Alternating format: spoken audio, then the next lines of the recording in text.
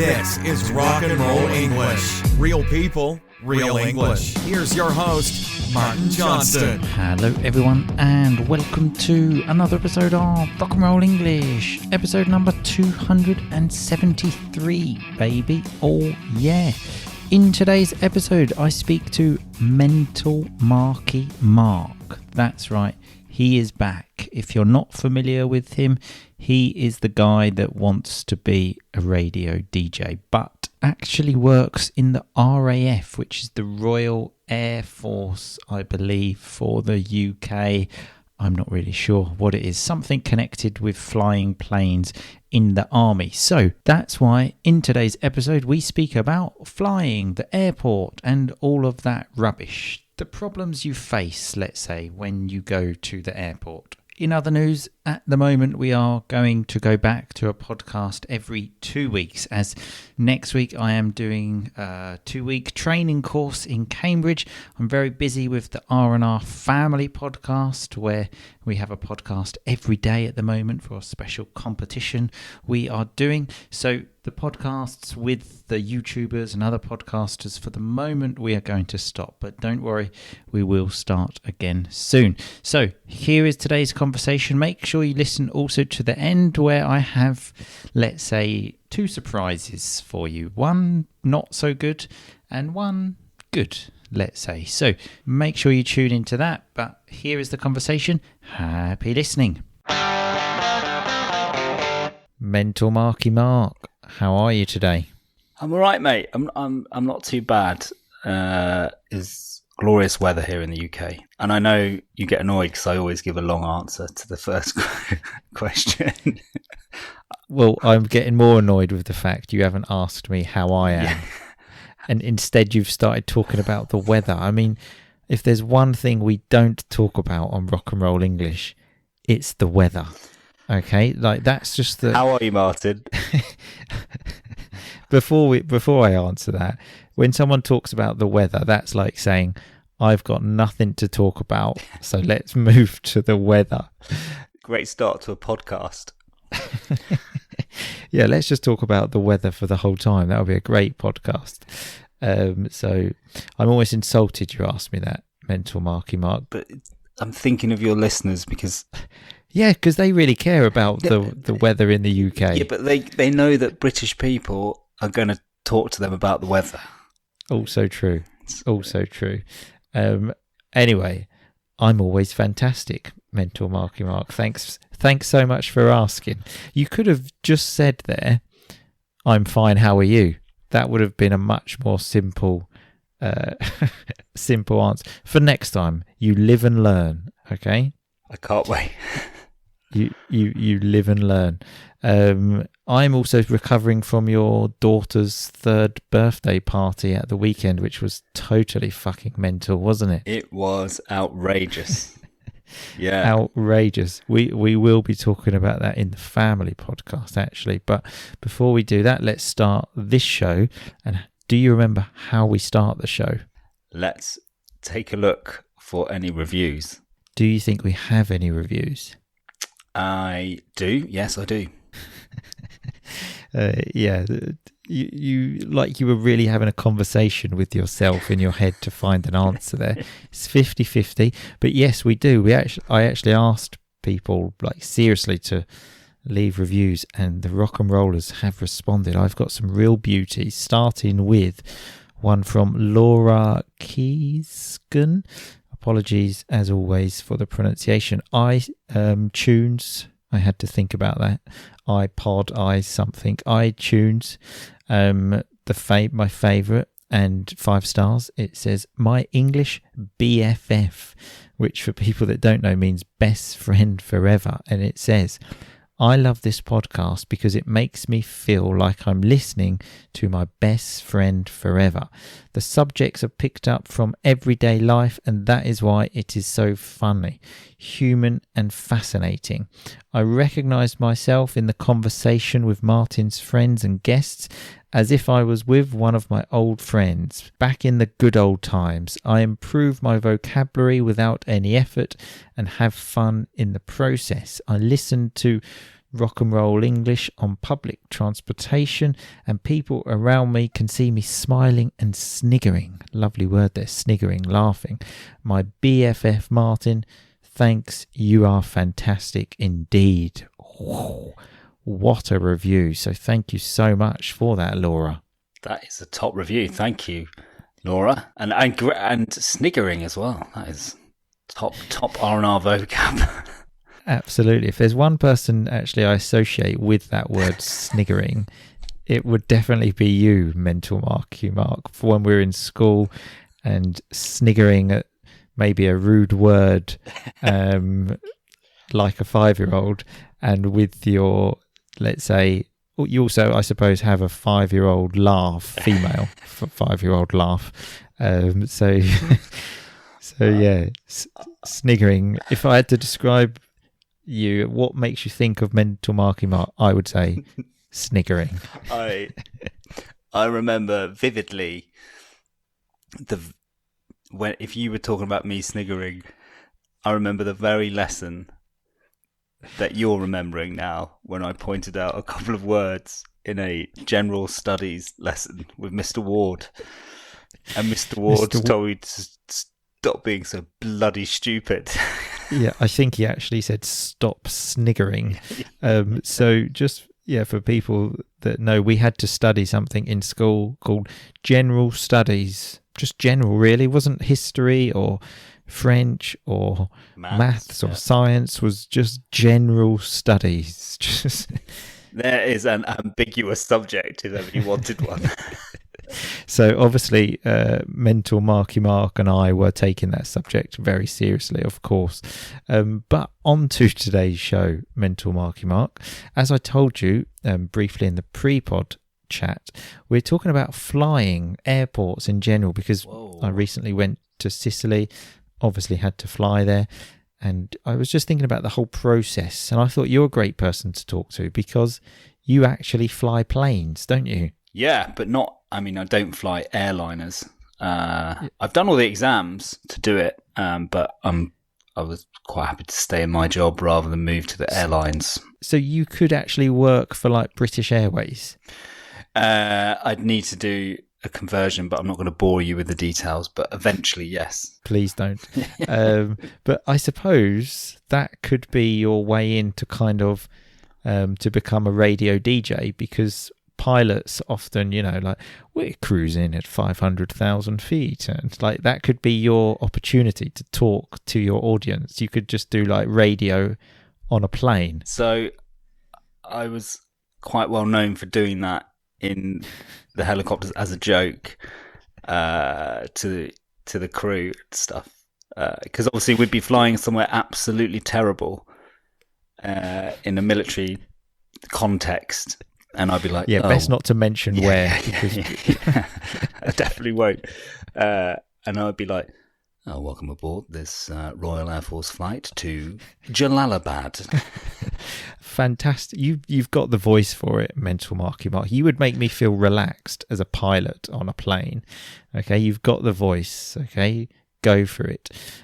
So yes, talking about flights, flying, traveling, all of this. So obviously it starts with the booking, when you have to book flights. Now, I don't know about you, but I absolutely shit myself when I have to book flights. Before I click that pay now, I look at those dates about a million times. I ask Mrs. R&R, are you sure on this day? I remember once, for example, I booked a hotel room and I accidentally booked it for the day of that day where I had the computer in front of me instead of like 1 month. And it's just a nightmare. It's just so stressful. I have actually booked a flight for the wrong day, but it was like 15 years ago. So luckily it was with one of the low cost airlines. So it was like like a £12 flight. So the grand scheme of things, it didn't matter too much. And I had to pay a change fee because I realized before I went to I didn't turn up at the airport. I realized when I was preparing the week before, my dates are wrong. Lovely vocab there in the grand scheme of things. So like overall, I suppose it didn't mean so much. I actually missed a flight once just because I I didn't check the time, and I was sure it was the morning, but it was the afternoon. Obviously, low-cost airline, Ryanair, phoned up and said, I've missed a flight. Can I get a later one? They said, yeah, sure, no problem. I thought, wow, this is easy. And then they said, that will just be £450, please. I was like, yeah. Nah. And even to call the line is about £5 a minute anyway. It was an absolute nightmare. But so you've booked the flight. Next thing you need to do, you're obviously waiting. You have to pack things. And again, with that, I don't know why, but if I have to pack things, I don't know, have a t-shirt, and I think basically I've had this t-shirt for about 5 years. I've never worn it. I think I'll take this on holiday with me. Yeah, I'm currently going through that process, but I realise I don't have any clothes to wear. I'm the same, actually. I mean, I say how I go shopping about one time every 5 years, but I think it is about time. I actually bought some t-shirts. I was looking at some the other day, just thinking, this is embarrassing. This is actually embarrassing now. I get embarrassed, especially when I see our friend, you know the one I'm talking about, who is very trendy, and he turns up in a new outfit every time we see him. He's very fashionable, whereas I, like you, wear clothes from 5 to 8 years ago. In fact, that exact friend you're talking about, every time I see him, points out how long I've had my clothes for. I think he keeps track. He must have like a small book, and he says something like, I fucking saw you in that t-shirt in 2008. I could see how annoyed he was at what I was, wearing and my hair and stuff at the weekend. But he was kind of being too polite because he hadn't seen me for a while. Yeah, it's different when like wives are there as well, isn't it? It's more difficult to be offensive to people. They don't like that. Yeah. But so you've packed your bag, then you're on the way to the airport. And one thing I've noticed, I think especially parents love to get to the airport like 6 hours before. It's just madness. Whilst I'm the total opposite, I go literally last minute. In fact, when I went to Sicily at the weekend, I thought, oh my God, I'm a bit late here. And I was running and I had to buy a train ticket. And then the man that was selling me the ticket said, calm down. So I said, right, okay. He said, why are you in a rush? And I was fuming at this point. And I actually said, sorry, I am actually in a rush. Like, I don't have time for this. Can I just have the ticket? And his response was, but I'm not in a rush. And I thought, I could not give a fuck about you. Just give me the ticket. Your job is to give me a ticket, is not to ask me about my fucking life. I can't believe Yeah. He said, I'm not in a rush. And honestly, at that point, I mean, there was the glass between us. If not... What would you have done, Martin? What would you have done? I would have ripped his head off. He's lucky to still be alive. You would have walked away quietly, like all of us. Yeah, I would have done exactly the same as what I did, which was nothing, which was keep my calm, and then just say, I actually said, I need to get a flight. Can I have the ticket, please? Like, at that point, I think he knew I was annoyed, like seriously annoyed. Don't have time for it. I've also slept at an airport once, not in a hotel, of like thinking, when you have like, I think I had like a 6 o'clock flight, and I thought, well, there's no point getting a hotel. And the strange thing was, I was in Romania, and the hotel that I'd stayed in the night before, I think was like €10. But then I thought, there's no point paying €10. I'll just sleep in the airport. Bad decision. Yeah. Very bad decision. That's where we differ. That is where, even if it took me into severe debt, I'd pay the €10. I mean, I've got to the point now in my life, I think I was about 24 at this point. Now I would pay much more because now I value sleep. When I was 24, I was too rock and roll, mental Marky Mark. You were. I'll sleep when I'm dead. Yeah. That was my attitude, okay? Yeah. But things have very much changed now. I'll just sleep when I can because my child's keeping me up at night, sort of thing. it's any opportunity is a great opportunity. So you've got to the airport. Now, if you do need to do this, you need to check in sometimes if you've got a bag, which is always, again, a worry because you're thinking, is this going to be €50? Yeah, basically. And then this is the other strange thing. They say, like, your bag's too heavy. You have to take items out and like put them in another bag that's still going on the plane. So you kind of think, what's the difference?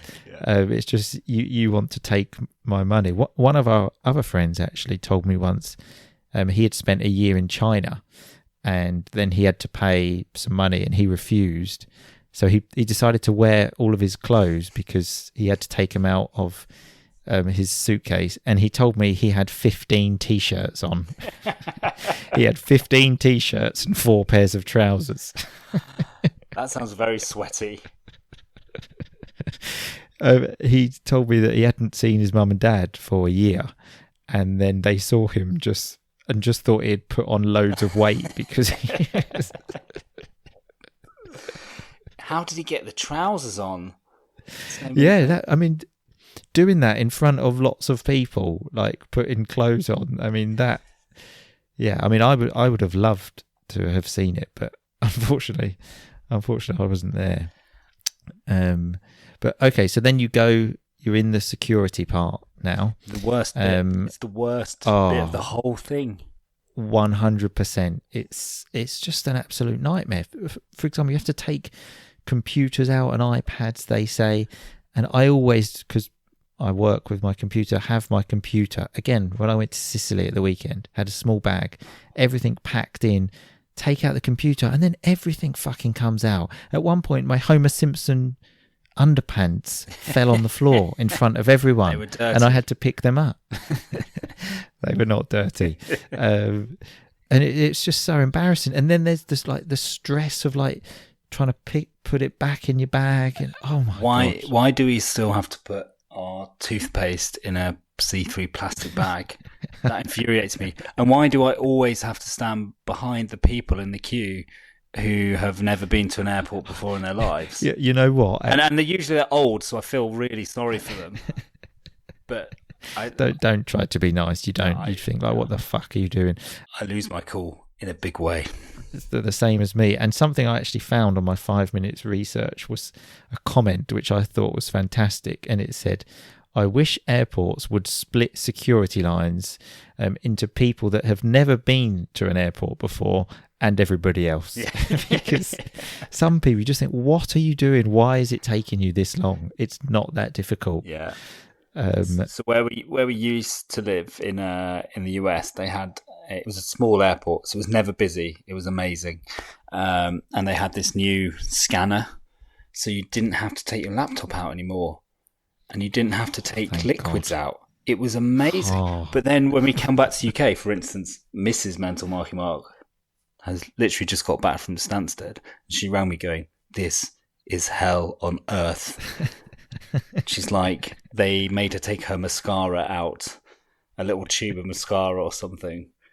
And airports at the moment, in the UK at least, are terrible. Yeah, well, I mean, we're comparing it to America here, so they've even got great airports. The bloody bastards in America. Everything's just great in America. Yeah, apart from guns.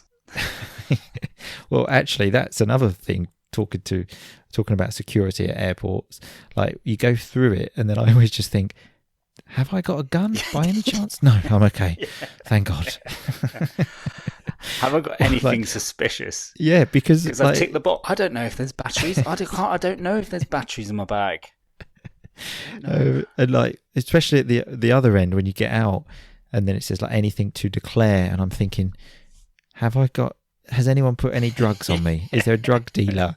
Like, immediately, it's like when you see a policeman and you think, oh my God, what am I doing that's illegal? Yeah. And you actually then just think, I'm not doing anything that's illegal. Just calm down. Walking around feeling guilty. Yeah, absolutely. So another one. And then you get past the security, and then you're in the airport, and you have to walk around. They make you walk around the shops, don't they? Like, you have to walk through the shops. Yeah. I mean, I block all that out, but I always have to get a bottle of water Otherwise, I think I'm going to die. Why don't you take... You can't take the water. That's it. Exactly. In America, you can. Let me guess. Yeah. You can't take water, but you can. If you take a water bottle, they have water fountains everywhere. Oh, everywhere. Bloody Americans. So much, Everything's much just better. so great in America. God bless America. So again, I was actually at Gatwick Airport in London, and there was this bottle of water. It did look like a nice bottle, and then I went to pay for it, and it was £4.50 for a bottle of water. And then I said, is this £4.50? And then she said to me, yeah, but you get to keep the bottle after. And I said, I get to keep the bottle even if I buy a shit plastic bottle. Yeah, I get to keep the bottle if I want. Yeah. That's not like something fantastic. Yeah. Do I get to throw it into the ocean myself? Thank you. So kind. I couldn't believe it. And another thing I always think, a strange thing you see about airports, especially in the UK, is that it just seems acceptable for anyone to drink a beer at any time of the day. Like I've never done this myself, but I've seen and I've been with people that have been drinking beers at like 7 o'clock in the morning. You must have done it when you came to my stag do. I wasn't there. I couldn't make your stag mental marky mark. But I've been on stag do's and everyone's been drinking beer at 7 o'clock in the morning. But I'm always the one that says no. I'm not bringing myself to do this. I can't. Well, there's always a tip when you go through the airport with Corporal Coma. He would always buy a coffee cup, but then he would go to the bar at the airport and get them to put like a few shots of gin in it or some bits so he could not have to buy the booze on the plane. Coffee and gin. Yeah. Well, I think what he actually did was he emptied that, or sometimes he just got the plastic cup or whatever, and then put alcohol in that because you're not actually allowed to get on planes with alcohol. Yeah. So that was his way because otherwise he would have to go like 5 minutes without drinking. So it's just constant drinking, no stop. Now, we are going to stop the conversation there today, and this conversation will be continued in the family area on the R&R Family Podcast, which, remember, is the private podcast that members of the podcast have access to. Now, I don't really like doing this because essentially I'm saying if you want to listen more, you need to pay, which I don't really like so much. But let me explain this, because for these I can't even speak. For these Monday podcasts, members have a transcript, okay, with the podcast. When you are a member, you have a transcript. And this transcript takes me a long time to do. So if the conversation is more than 20 minutes, the task of that transcript becomes even longer and takes up a lot of my time. For example, now it's actually Sunday, 4:30 in the afternoon, and instead of spending time with my family, I am making a podcast, and then I need to do the transcript. So it is a lot of work for me. Plus, I was really enjoying the conversation with Mental Marky Mark, so I didn't want to stop, because I've noticed a few times I have done that in the past. I'm talking with one of the guests, having fun, and then I look at the clock and think, shit, it's 20 minutes, let's stop. So I've decided from now on, I am going to go free with the guests, let's say. So if the conversation goes over 20 minutes, we will continue it in the family area. But at the same time, I'm going to try to not do it too much because, as I said, I don't really like it, but it's more circumstances that bring me to it. And also, I actually love the Chit Chat podcast I do in the family area, where I talk more about my personal life with the guests, let's say, Dan the Man, etc. So that obviously was the bad surprise. That probably wasn't good news. So the good surprise, kind of, is that when I do this, I will open up membership for 48 hours because membership is currently closed. But if you do want to continue listening to the conversation, and if you want to listen to the other 900 plus episodes on the R&R Family podcast, you can. Okay, so that's the good news if you want to do this. If you don't, it's kind of a waste of time. But if you do, go to rockandrollenglish.com/family right now. So let's have a look at the R&R vocab from today. We were a bit thin on the ground on vocab. So thin on the ground means like there wasn't much of it, let's say. At the beginning, I said to Mental Marky Mark, you live and learn. Quite simple, that one. A great piece of vocab today was the word snigger when we were talking about sniggering, actually from the review, which just think of Mental Marky Mark laughing like a 5-year-old girl when he was 18 in school. That is sniggering. We also spoke about a see-through plastic bag. Maybe people use this more simple word, transparent, but see-through is a bit better. We had Mrs. Mental Marky Mark say that Stansted Airport in England is hell on earth, and that was about it. So remember, you can find all of this on the show notes, which should be rockandrollenglish.com/episode 273. Remember, if you want to continue listening to the conversation, go to rockandrollenglish.com/family. I will see you all again in 2 weeks, but in the meantime, just keep on rocking, baby. Thanks so much for listening to Rock and Roll English. For more great content and to stay up to date, visit rockandrollenglish.com and facebook.com/rockandrollenglish. We'll catch you next time.